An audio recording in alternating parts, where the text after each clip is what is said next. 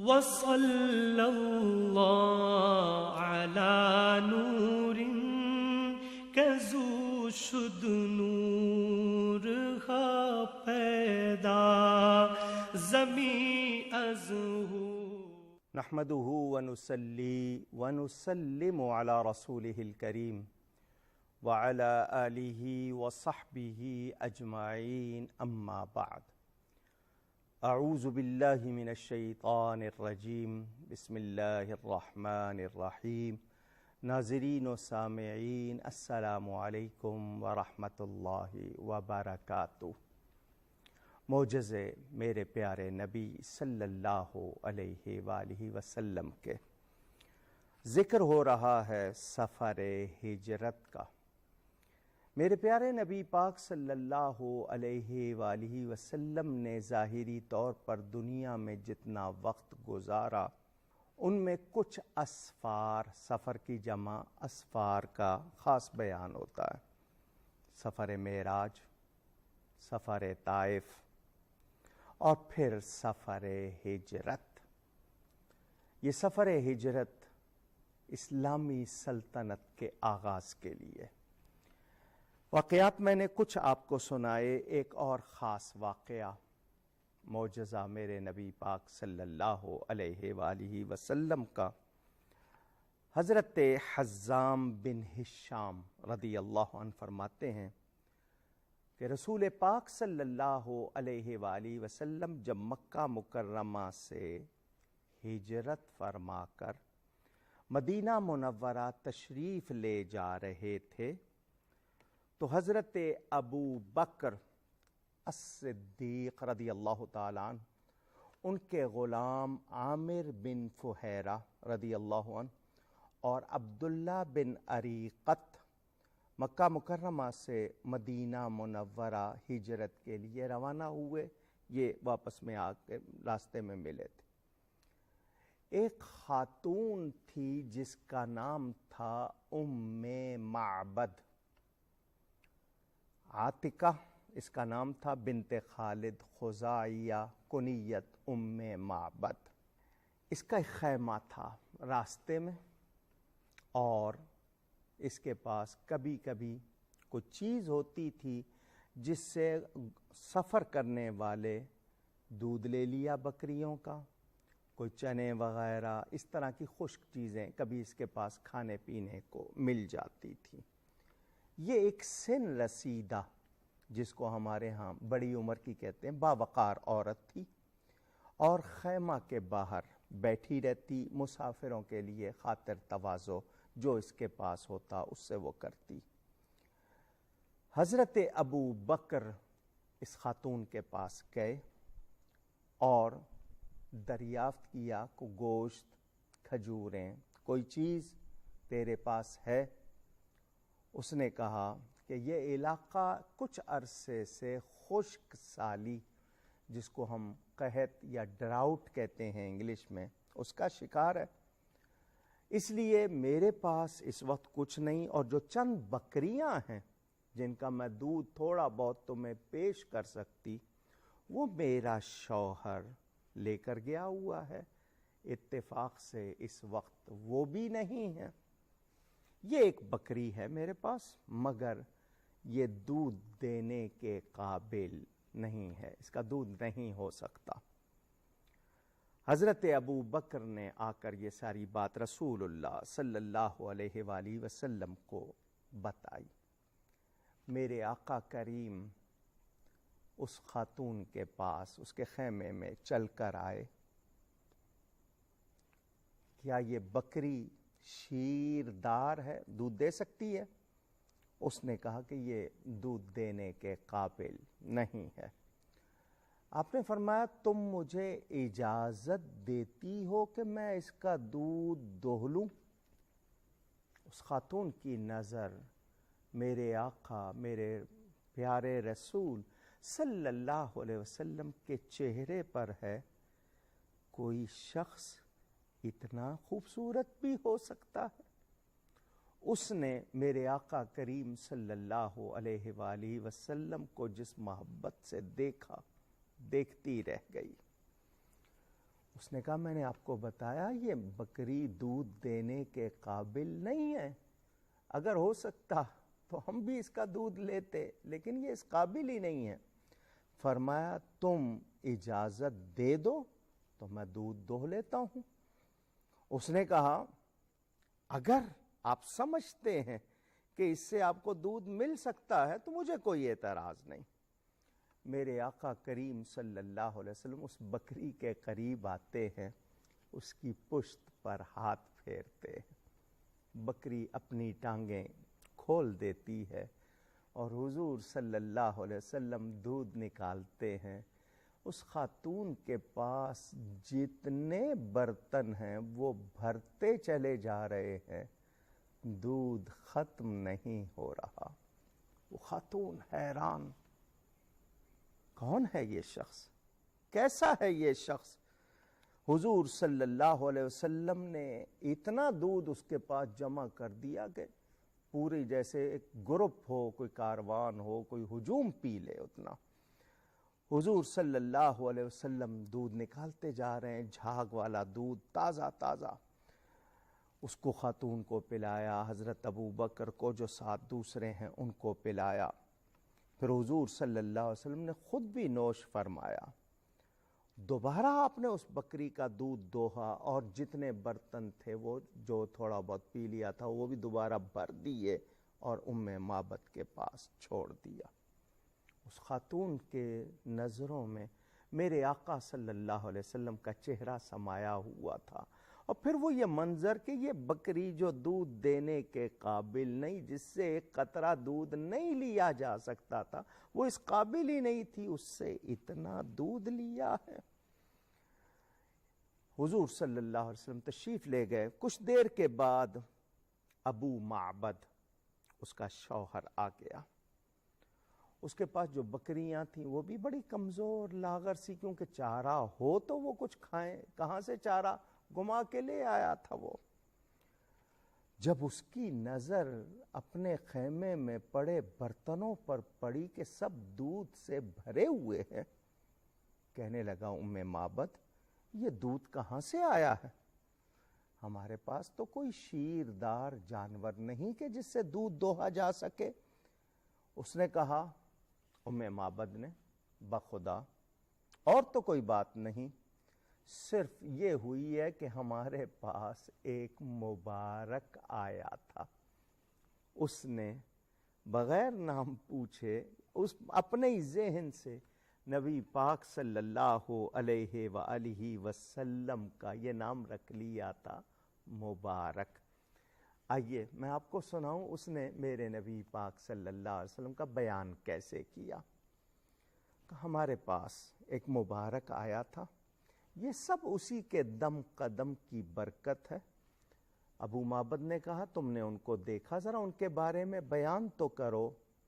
تو وہ کہتی ہے رأیت رجلا ظاہر الوضاء، میں نے ایک شخص دیکھا، ایک مرد کامل دیکھا جس کا حسن بہت نمایاں، چہرہ حسین، ڈیل ڈول، نہایت پیارا، نہ بڑے پیٹ کا عیب، نہ چھوٹے سر کا نقص، انتہائی خوبرو، جس کو ہم بہت زیادہ کہتے ہیں، جب ہم بہت کے لیے کوئی لفظ نہیں کہہ پاتے تو انتہائی کا لفظ ہم کہہ دیتے ہیں۔ آنکھیں سیاہ اور بڑی، ان میں سرخ ڈورے، پلکیں دراز، آواز اتنی میٹھی اور گونجدار، بلند گردن، داڑھی مبارک بہت گھنی اور بہت پیاری، ایسی نہیں ہے کہ بے ہنگم ہے، بہت خوبصورت۔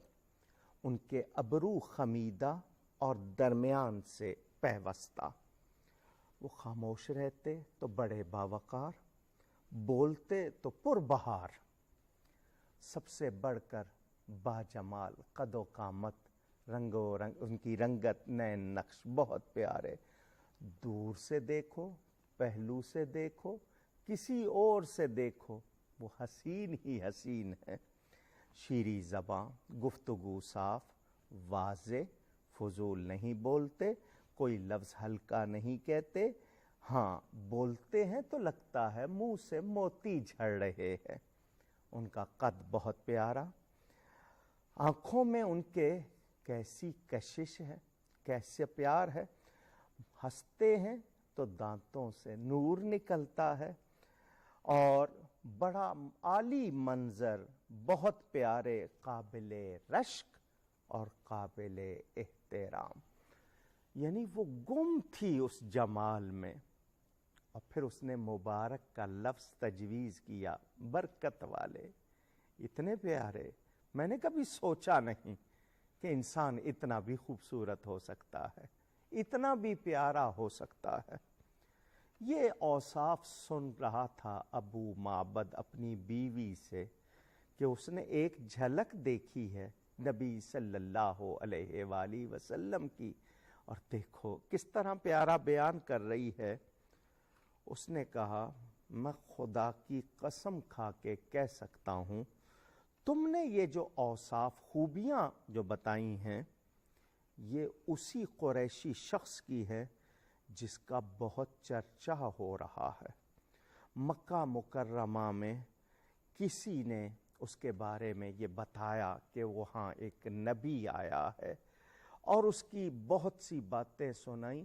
تم جو کچھ کہہ رہی ہو مجھے لگتا ہے ہو نہ ہو یہ یقیناً وہی ہے۔ میں ان کی آواز تو سن چکا ہوں لیکن میں نے انہیں ابھی تک دیکھا نہیں ہے۔ پروردگار عالم ان کا بھلا کرے جو ہمارے خیمے میں آئے۔ یہ بہانہ بننا تھا کہ انہوں نے اس طرف سفر کرنا تھا، ورنہ ہمارے نصیب ایسے کہاں کہ وہ ادھر آتے۔ وہ ہدایت لے کر تشریف فرما ہوئے اور ان کے طفیل ہمیں ہدایت ملی۔ حضور صلی اللہ علیہ وآلہ وسلم کے اوصاف سن کر ابو معبد نے اپنی بیوی کو ساتھ لیا، مدینہ منورہ پہنچا۔ حضور صلی اللہ علیہ وآلہ وسلم کی باتیں سن کر وہ بھی دل سے فدا ہو چکا تھا۔ یہ دونوں آ کر مسلمان ہوئے۔ نبی کریم صلی اللہ علیہ وآلہ وسلم کا حضرت سیدنا امام اعظم نعمان بن ثابت ابی حنیفہ رضی اللہ تعالی عنہ، ان کے بھی اشعار میں، ان کے قصیدہ نعمانیہ میں یہ ام معبد کی حوالے سے وہ ملتا ہے بیان۔ ام معبد فرماتی ہیں وہ بکری بہت عرصے تک ہمارے پاس رہی۔ بکری کی زیادہ سے زیادہ عمر عام طور پر 6 سے 7 برس بتائی جاتی ہے۔ وہ کہتی ہیں ہمارے پاس وہ ایک لمبا عرصہ رہی۔ نبی پاک صلی اللہ علیہ وسلم نے پردہ فرمایا، پھر حضرت صدیق اکبر رضی اللہ تعالیٰ عنہ 2.25 سال کے قریب خلیفہ رہے، وہ بکری ہمارے پاس رہی۔ پھر حضرت فاروق اعظم رضی اللہ تعالیٰ عنہ تقریباً 10 برس وہ خلیفہ رہے، وہ بکری ہمارے پاس رہی۔ ان کے زمانے میں ایک مرتبہ قحط پڑ گیا تھا، خشک سالی، بارش نہیں ہو رہی تھی، تو ڈراؤٹ آ گیا، تو کوئی سبزہ چارہ نہیں رہا۔ اسے عام الرمادہ کہتے ہیں، جو خشک سالی کا وہ بہت سخت سال آیا تھا۔ ایک تنکا بھی کھانے کو نہیں تھا اس بکری کے لیے، مگر اس کے باوجود وہ صبح و شام ہمیں برابر دودھ دیتی تھی۔ طبقات ابن سعد، ابو نعیم حجت اللہ علی العالمین، سبل الہدی والرشاد میں یہ تمام تفصیل اور سیرت کی کتابوں میں موجود ہے۔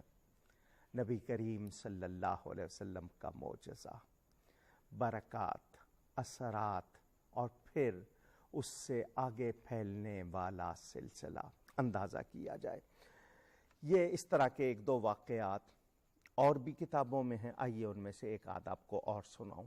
حضرت قیس بن نعمان رضی اللہ عنہ فرماتے ہیں حضور صلی اللہ علیہ وآلہ وسلم حضرت ابو بکر کے ہمراہ مکہ سے ہجرت فرما کر مدینہ منورہ جا رہے تھے۔ راستے میں ایک چرواہا شیپرڈ ملا، بکریاں چرا رہا تھا، تو اس سے دودھ طلب کیا کہ بھئی دودھ مل جائے گا. اس نے کہا میرے پاس دودھ دینے والی کوئی بکری نہیں ہے. فرمایا جو ہیں ان میں سے ہی کوئی لے آ. وہ ایک چھوٹی بکری لے آیا. حضور صلی اللہ علیہ وسلم نے اس پر بھی اپنا ہاتھ پھیرا تو اس بکری نے دودھ دینا شروع کر دیا. حضرت ابو بکر کو پلایا, چرواہے کو پلایا, خود آپ نے نوش فرمایا. وہ حیران رہ گیا, تو ممکن نہیں ہے, مشکل ہونا تو اور بات, یہ تو ممکن نہیں, یہ کیسے ہو رہا ہے؟ کہنے لگا آپ کون ہیں؟ خدا کی قسم میں نے آپ جیسا کوئی نہیں دیکھا. رسول اللہ صلی اللہ علیہ وسلم نے فرمایا میرا نام ہے محمد صلی اللہ علیہ وسلم, میں اللہ کا رسول ہوں. وہ سن کر کہنے لگا آپ وہی ہیں نا جن کے بارے میں قریش کا یہ گمان ہے کہ آپ نیا دین لے کر آئے ہیں؟ فرمایا وہ ایسا کہتے ہیں, وہ کچھ کہیں, مگر میں سچے دل سے گواہی دے رہا ہوں اور مجھے اس کی پرواہ نہیں کہ قریش کیا کہتے ہیں. آپ یقیناً اللہ کے رسول ہیں اور جو کچھ آپ لے کے آئے ہیں وہ حق ہے, اور جو آپ نے کیا ہے وہ نبی کے سوا کوئی اور نہیں کر سکتا. نبی پاک صلی اللہ علیہ وآلہ وسلم کی برکت سے دیکھیے اس کو ایمان مل رہا ہے. یہ کتنے واقعات اس طرح جانوروں کے حوالے سے, خشک تھنوں سے دودھ جاری ہو جانا یا بابرکت ہو جانا. حضرت حلیمہ کے حوالے سے آپ کو میں نے بتایا تھا. حضرت حلیمہ کے شوہر کہتے ہیں جب حضور صلی اللہ علیہ وسلم کے پاس حضرت حلیمہ گئی تھی کہ ہمارے وہ جانور جن سے ایک قطرہ دودھ نہیں ملتا تھا اتنا دودھ دے رہے ہیں کہ برتن بھرے جا رہے, دودھ ختم نہیں ہو رہا. یہ کس کی برکت ہے؟ پیارے نبی صلی اللہ علیہ وآلہ وسلم. خود نبی پاک صلی اللہ علیہ وسلم کے کاشانہ اقدس میں آپ کے گھر میں بھی بکریاں ہیں, اور حضور صلی اللہ علیہ وسلم کے تمام گھر والے ان بکریوں کے دودھ کو نوش فرماتے ہیں. آپ ان بکریوں سے بھی اکثر جو بالعموم بکریاں ہوتی ہیں کتنا دودھ دیتی ہیں, مگر حضور صلی اللہ علیہ وآلہ وسلم کے گھر میں وہ بکریاں اتنا دودھ دیتی ہیں کہ کوئی تنگی کا احساس نہیں ہوتا. رسول کریم صلی اللہ علیہ وسلم کے سفر ہجرت میں یہ واقعہ تقریباً 300 میل کا فاصلہ, پیدل سفر ہو رہا ہے. تو اس طرح یہ واقع پیش آئے. آپ کی برکت سے ان کو کتنا فیضان ملا, ایمان ملا, اور کتنی برکتیں ملیں. تو سچ کہتا ہوں سراپا معجزہ, سراپا برکت. معبد نے مبارک کا لفظ کہا, وہ کیسے مبارک ہیں؟ یہ ساری کائنات انہی کا صدقہ ہے, انہی کا طفیل ہے, اور انہی کی برکت سے ہے. حضور صلی اللہ علیہ وآلہ وسلم کی برکت سے اس طرح ہوا. یہ واقعات بکریوں کے, اسی طرح جانوروں کے حوالے سے اور بھی بہت سے کتابوں میں ہیں. میں نے تو سفر ہجرت کے حوالے سے کچھ بات کی. یہ ہجرت مدینہ منورہ میں نبی پاک صلی اللہ علیہ وسلم پہنچتے ہیں. پیر کا دن ہے, ربیع الاول کی 12 تاریخ. راستے میں قباء میں اسلام کی وہ پہلی مسجد بن رہی ہے جس کے لیے قرآن میں ہے کہ جس کی بنیاد تقوی پر رکھی گئی. لمسجد اسس علی التقوی, اس کی بنیاد ہی تقوی پر. اور اس کے لیے کتنی برکت, خود نبی پاک صلی اللہ علیہ وسلم تعمیر فرما رہے ہیں مسجد قباء. اب تو مدینہ شہر کے اندر آ گئی, ورنہ 3 میل کا فاصلہ تھا. اس مسجد میں 2 رکعت نفل پڑھنے پر پورے مقبول عمرے کا ثواب ملتا ہے. رسول کریم صلی اللہ علیہ وسلم مسجد نبوی میں فجر کی نماز ادا فرما کر پیدل تشریف لے جاتے, کبھی سواری پر, اور جب وہاں پہنچتے تو اشراق کا وقت ہو جاتا, سورج کی کرن نمودار ہوتی.